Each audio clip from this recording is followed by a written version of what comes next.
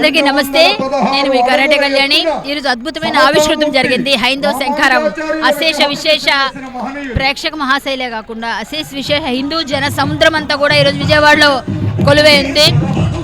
200 మంది స్వామీజీలు, మినిస్టర్స్, అంటే చాలా మంది పెద్దలు, పుర ప్రముఖులు, విశ్వ హిందూ పరిషత్, బజరంగ్ దళ్, ఆర్ఎస్ఎస్ ప్రముఖులు వీళ్ళందరూ కలిసి ఈరోజు ఇంత మంచి కార్యక్రమానికి శ్రీకారం చుట్టారు. దీనికి ఇంతమంది రావడం, అందులో మనం కూడా ఉండడం, ఇటువంటి మన దేవాలయం మనమే కాపాడుకోవాలి, మన భూములు మనమే కాపాడుకోవాలి. ఇంతకుముందు ప్రభుత్వం 38,000 దేవాలయ మాన్యాలు తినేసింది.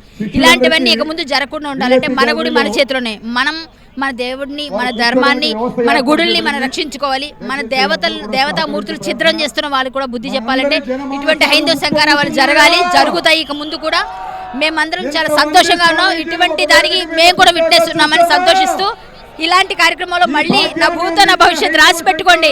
ఇక ముందు కూడా ఇలాంటి జరిగితే మీరు ఖచ్చితంగా వెళ్ళాలి. ఎవరు కూడా హిందువులు మేల్కొన్నారు, ఎవరు టెన్షన్ పడకండి. మేమన్నాం, మా దేవాలయాలు మేమే కాపాడుకుంటాం, మా గోవులు మేమే కాపాడుకుంటాం. మన బాధ్యత. జై శ్రీరామ్, జై శ్రీరామ్, జై శ్రీరామ్.